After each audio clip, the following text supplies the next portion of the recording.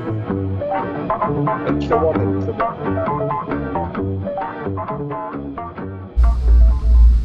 My friend Ed Kadava told me a nice story. He did this at Princeton of how he had for his book on Benjamin, a very politically correct copy editor, who simply automatically, without thinking, changed every he into he or she.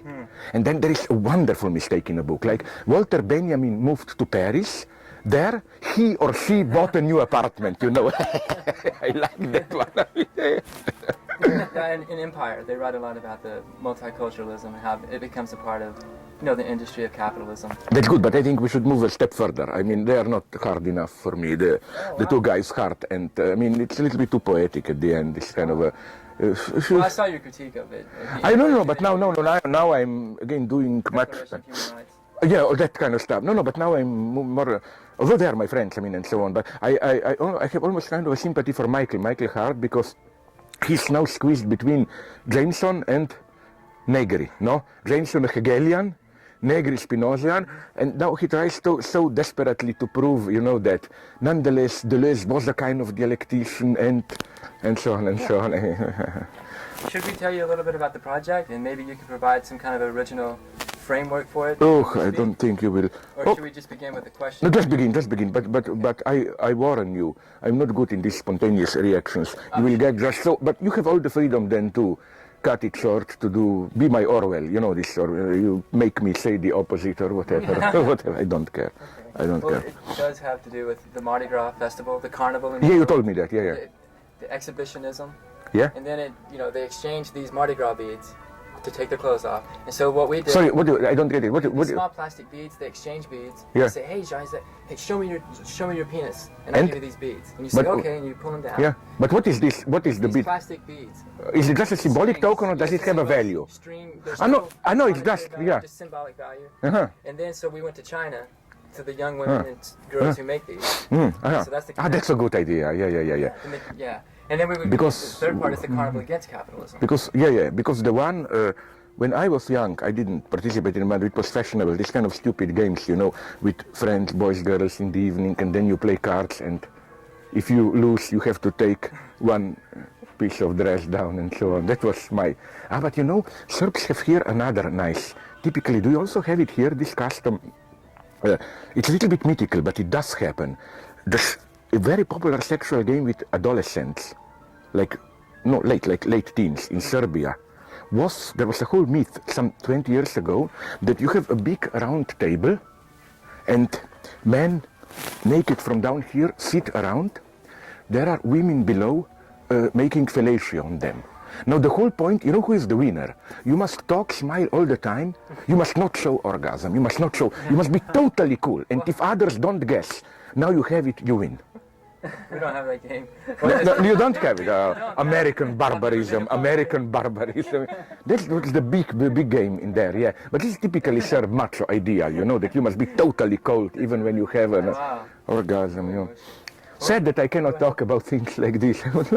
Next year to give we might get to when some of the questions are asked. Yeah. I'm always for this. So we'll go ahead and begin with Aaron's question. Okay. But again, bear in mind that I get lost, blah, blah, blah, and you have all the freedom of... how much time do we have? 5, 10 minutes, 15? Oh, let me do it in a scientific way. Oh, yeah, we can have 10, 15. Look, yeah. So maybe 2 questions probably. Can you go ahead? Sorry. Well, this is how would you understand what provokes this sort of reaction, even the mere glimpse of a thought about where the beads were produced, or even where their shoes were made or shirts were made. As part of the author series of the Harvard Coop, Slavoj Žižek will discuss this is the answer now.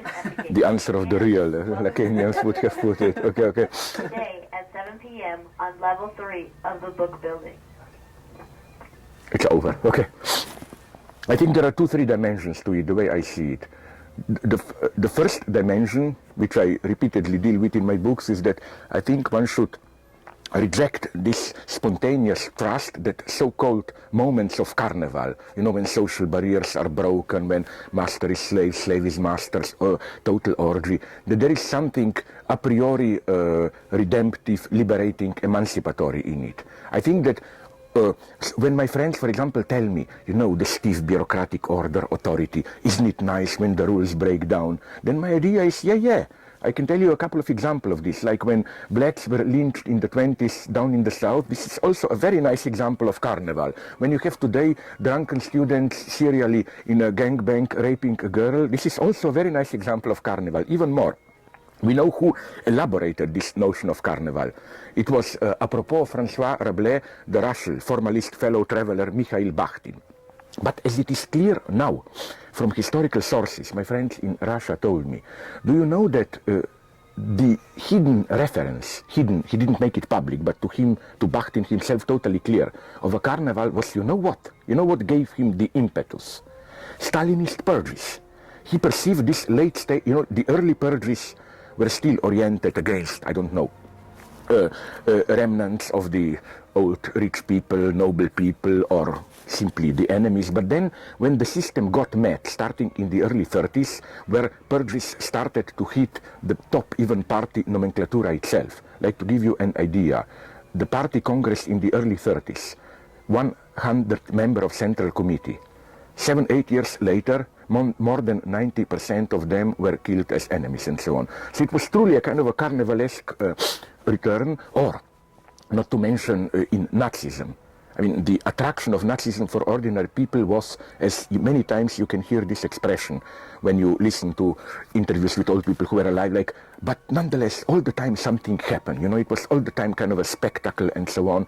So again, I claim that, in a way, this carnivalesque explosion is deeply ambiguous. It, of course, in certain circumstances, it can be, in a way, emancipatory, but more often than not, as a rule, I'm tempted to say, it's not that. It's simply maybe even the ultimate strategy of ruling ideology, of those in power and so on, to maintain control. This is one aspect. Then we have, of course, the other aspect, which is what sociologists are telling us about so-called the fashionable topic, postmodern or post-industrial society, the disappearing working class, and so on.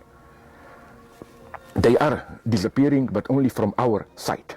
And as I emphasize again and again, the truly repressed today is no longer sex or whatever, but simply labor, hard work. And it's interesting to note at the level of philosophy, of how even philosophers who try to maintain the Marxist tradition concede the crucial point. That is to say, what disappeared lately is the idea that the site of labor, of collective intensive process, can be potentially a site of emancipatory liberation or solidarity.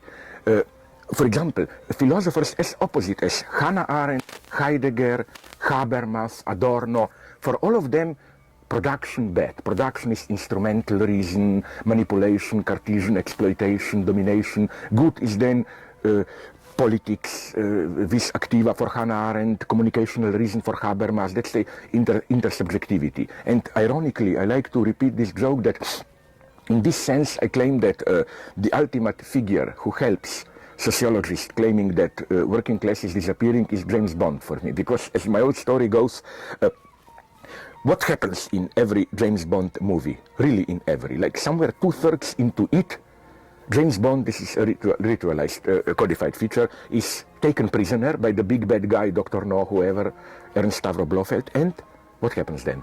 Instead of instantly being killed, which incidentally would have been the rational thing for the bad, he is shown this secret production process. I claim that James Bond movies are in this sense the only big Hollywood productions where you really see the intense production process. He's shown it, for example, in Goldfinger, how they process gold, in another movie, how they built a rocket, whatever, how they process drugs or whatever.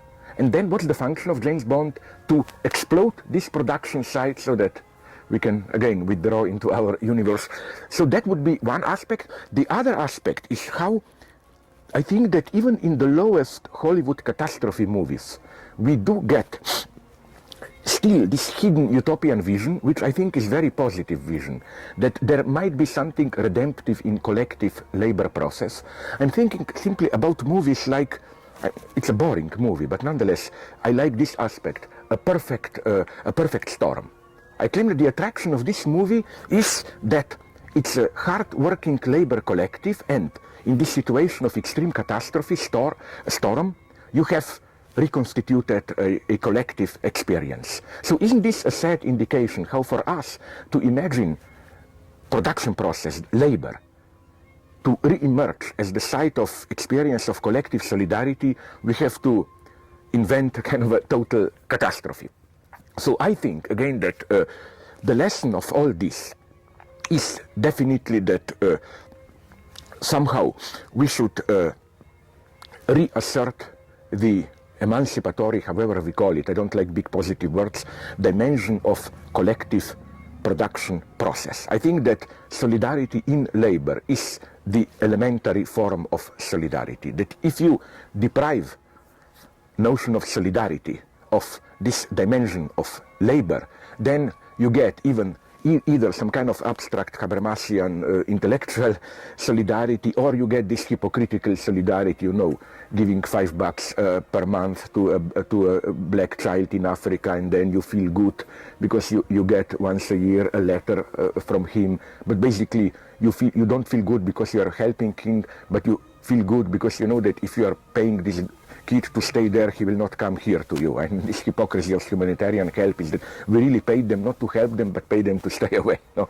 So again, I think that that more than ever today, this form of solidarity whose site is production process is crucial. And I think the constellation evoked by your question is crucial. Why? Because I claim that in our, however we call them, post-industrial, late capitalist consumerist societies, the daily surface of our lives is more and more carnivalesque. This would be my ultimate argument. The form of authority today is no longer this severe boss who terrorizes you, and then it's a big transgression if you organize a carnivalesque subversion. No. Today, intelligent, postmodern, however we call them, bosses, it's no longer treat me respectfully. No, it's he embraces you, let's go chasing women or boys, whatever, together. Carnival is already inscribed more and more at the surface of our capitalist daily lives. So again, carnival is no longer the suppressed dimension. What is in this case of the postmodern boss who embraces you, tells you dirty jokes, what cannot be spoken is the simple fact that he still remains the boss. I always claim that to have this kind of a open postmodern boss who treats you as a colleague, as equal, is the most perfidious, the most dangerous form of authority, because not only he remains boss, but by treating you as an equal, he even prevents you from attacking him, from criticizing him, because then it's as if you are betraying a friend or whatsoever. No. So again, what we are getting today is no longer these alienated, cold relations. The horror is that, at least in this, let's call them, I don't know, postmodern, typical capitalist companies, the relations between, the hierarchic relations, are more and more personalized, open, and so on, but which makes relations of authority even more oppressive. I think that in this sense, this apparent openness, no longer the old hierarchic relations, is a very sad sign, I think. And no wonder that it breeds then these so-called irrational explosions of violence and so on and so on. I spoke too long, you can cut it. Okay, let's go to the next one. Next question.